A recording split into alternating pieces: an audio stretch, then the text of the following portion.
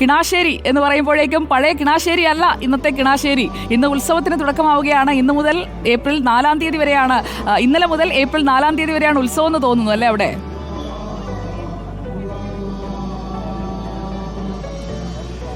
അതെ അതെ, ഉത്സവത്തിൻ്റെ ആഘോഷവും ഉത്സവത്തിൻ്റെ അന്തരീക്ഷവുമാണ് ഈ റോഡിൻ്റെ അപ്പുറത്ത് നോക്കിക്കഴിഞ്ഞാൽ നമുക്ക് കാണാൻ സാധിക്കും. അവിടേക്ക് വിശ്വാസികളൊക്കെ അമ്പലത്തിലേക്ക് എത്തുന്നുണ്ട്. അതേപോലെ തന്നെയാണ് ഇന്ന് ചെറിയ പെരുന്നാളാണ്. കിണാശ്ശേരിക്കാർ പതിവായി ഈദ് നമസ്കാരം നടത്തുന്ന ഒരു ഗ്രൗണ്ടാണ്. ഈ ഗ്രൗണ്ടിൽ ഉത്സവാഘോഷത്തിനുള്ള സെറ്റിട്ട് ഉത്സവാഘോഷത്തിനുള്ള വേദിയും പന്തലൊക്കെ ഇട്ട് കാത്തിരിക്കുമ്പോൾ അതേ വേദിയിലേക്ക് ചെറിയ പെരുന്നാൾ ഈദ്ഗാഹിന് വേണ്ടി ആളുകൾ എത്തുകയാണ്. നമ്മളൊപ്പം ഈ ഈദ്ഗാഹിൻ്റെ കമ്മിറ്റിയുടെ ഭാരവാഹി മണലോടി അഷ്റഫ്ക്കുണ്ട്. എന്താണ് ഇതിൻ്റെ ഒരു ഭയങ്കര സൗഹാർദ്ദം? അതെ അതെ, ഇതൊരു ഭയങ്കര പ്രത്യേകത ഉള്ള ഒരു സംഭവമാണ്. കാരണം എന്താ വെച്ചാൽ ഇന്നലെ രാത്രി 12:30 വരെ ഇവിടെ ഉത്സവം നടക്കുകയാണ്. ശ്രീ പള്ളിയറക്കൽ ദുർഗാ ഭഗവതി ക്ഷേത്രം എന്ന് പറഞ്ഞാൽ ഒരുപാട് വർഷങ്ങളായിട്ടുള്ളൊരു ക്ഷേത്രമാണ്. നമുക്കൊക്കെ തന്നെ ഭയങ്കര ഇഷ്ടമാണ്. ഇവിടെ ഉത്സവം എന്ന് പറഞ്ഞിട്ടുണ്ടെങ്കിൽ ഒരാഴ്ച ഭയങ്കര ജഗബോഗയാണ്.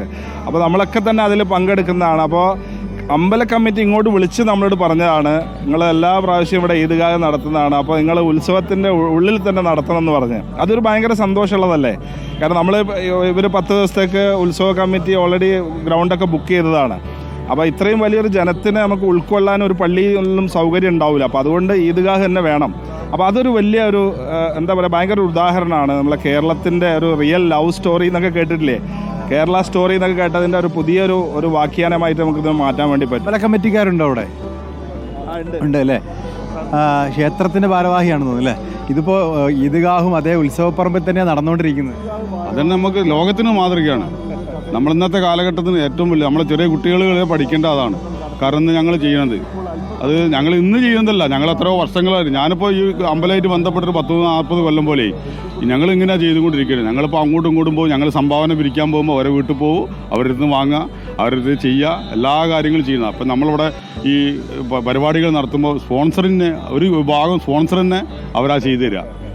ഞങ്ങൾ ഏറ്റ് ഇവിടെ ഒരു കുട്ടികളെ പരിപാടി നടത്തുന്നുണ്ട്. അത് ഫുള്ള് എത്രയോ കൊല്ലങ്ങളായിട്ട് ഇവിടെ ട്രോഫികളൊക്കെ സംഭാവന ചെയ്യണത് മറ്റുള്ള ആളുകളാണ്. അതിൽ കൊടുക്കൽ വാങ്ങലാണ് കോഴിക്കോട്, കേരളം. തീർച്ചയായിട്ടും അത് ഞാൻ പറഞ്ഞില്ല, ഇത് ഇന്നത്തെ കാലഘട്ടം നമുക്ക് അറിയാമല്ലോ. അപ്പോൾ മതത്തിൻ്റെയും ജാതിൻ്റെയും ഒക്കെ പേരിൽ തമ്മിൽ പോരടിക്കുന്ന ഈ ഒരു സമയത്ത് ഇതൊരു ഭയങ്കര ഒരു സൗഹൃദ കൂട്ടായ്മയാണ്. ഇവിടെ ഇപ്പോൾ അമ്പലത്തിൽ ഉത്സവമാണെങ്കിലും പെരുന്നാളാണെങ്കിലും നമുക്ക് എല്ലാവർക്കും ഒരേപോലെയാണ്. അത് എത്രയോ വർഷങ്ങളായിട്ടുള്ളതാണ്. ഇപ്പോൾ നമ്മൾ കോഴിക്കോട് കിണാശ്ശേരിയിലുള്ള പാലിയേറ്റീവ് നോക്കിക്കഴിഞ്ഞിട്ടുണ്ടെങ്കിൽ ഒന്നിച്ചാണ്, എല്ലാവരും ഒന്നിച്ചാണ്, എല്ലാ കാര്യത്തിനും ഒന്നിച്ചാണ്.